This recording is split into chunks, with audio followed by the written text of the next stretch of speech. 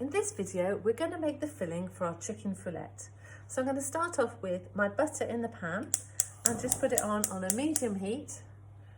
I'm going to melt the butter, and first of all I'm going to fry the onions, take those out, and then I'm going to fry the bacon, take those out, fry the chicken, then add everything back together and carry on making the sauce.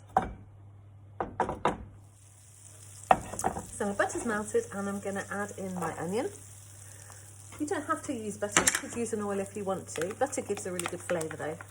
It's a French dish, so these are chicken and mushroom and bacon parcels, and I guess as it's a French dish, a French name, they've added some butter to add a bit of flavour.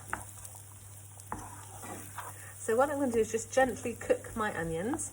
I'm going to sweat them or cook them until they're translucent, and then just a little bit further so that they go a nice golden brown.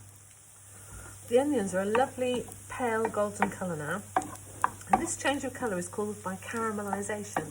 So the sugars and the onions are starting to caramelise and turn brown, as they do with any sugar. So I'm going to take a slotted spoon, because I want to try and retain some of that butter, and just take out my onions. Should really use a plastic slotted spoon because this is a non-stick saucepan.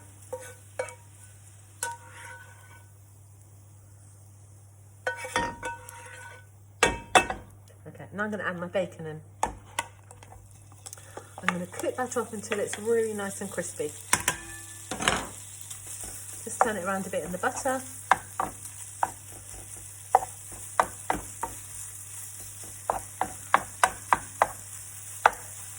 Again, just cook that until it's really nice and crispy. So my bacon is now beautifully crispy. And what's happened is it has denaturated, so the proteins have unravelled. It's coagulated, meaning that they've stuck together. And this happens in all proteins, whether it's milk or bacon or fish. So I'm going to take my slotted spoon, just take those out, add that to my onions. And the next thing I'm going to cook off is my bacon, and it will have all the flavours of the onion and the bacon with it.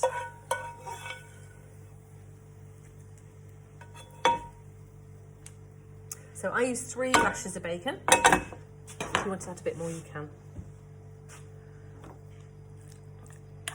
So my chicken thighs, and I've cut them all up into pieces, small, well, medium-sized chunks. Again, it's going to coagulate and it's going to denaturate and it's going to shrink in size, so we don't want them too small. So I'm just going to keep turning those until they too are lovely and cooked all the way through. So here we have a few minutes later. The chicken is cooking really well, and as you can see, it's starting to go a little bit brown. Now this is called the Maynard reaction, or non-enzymic browning. What happens is that the amino acids react with the sugars in the meat to create this browning effect. And this is also what gives it a fantastic taste.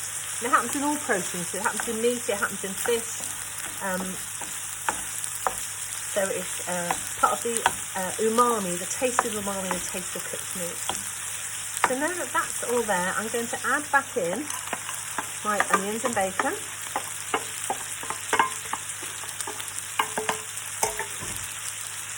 And I'm going to just stir in some flour.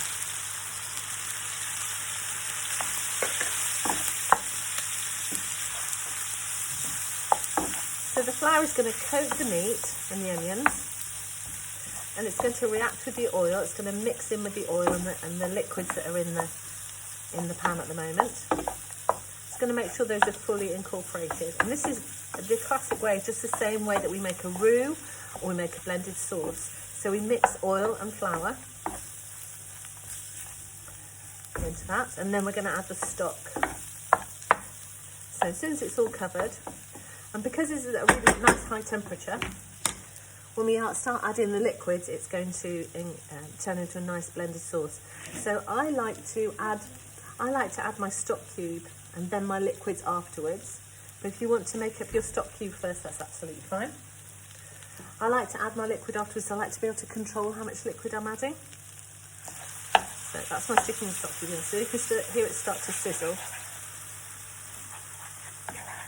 think if you've got a stock cube, a jelly pot, or one that's that you crumble in, it's a bit easier to mix in. Now, can you see that that is already starting to thicken up? So if you remember, at 60 degrees, it starts to, the flour stops to absorb water. 80 degrees, they break open and start to thicken. So we've got all of that going on there at the same time. And we know that when it's cooked at 100 degrees, at boiling point, for 2 minutes, then we know that the sauce is thick and glossy, and it's ready to go. So you can see there that that sauce is already thickened up.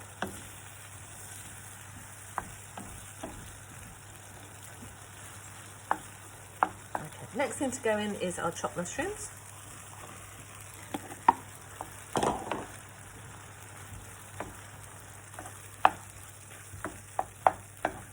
Just going to mix those in there. Now, the recipe says to let them simmer for 30 minutes, but we're not going to have that opportunity to let them simmer for 30 minutes. So I'm going to let them cook down for a few minutes before adding the last elements of our recipe.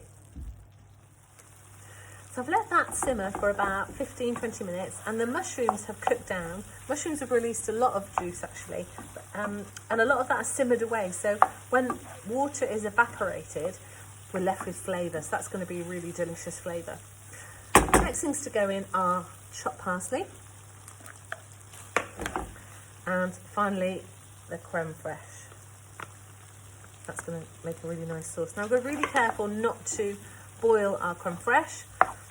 We don't want it to separate. So again, because it's a protein, it can coagulate and it will set, and then there's no getting it back from being a mess. It starts to separate into curds and whey, into hard bits and more sloppy bits. I'm going to turn it off the heat now. Try and incorporate all that into there.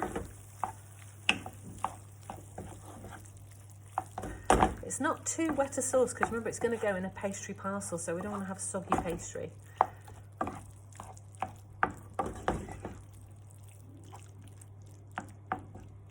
Now I'm just going to check my seasoning. Try not to burn myself.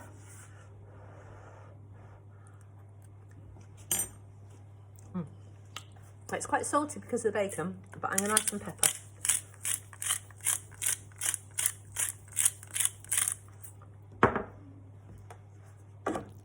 So now I'm going to let that cool down, and then I'm going to put it into the fridge, let it cool down completely, so that when I put it into my pastry, it won't be warm, because the warm food on the pastry, the fat in the pastry, would make the pastry melt.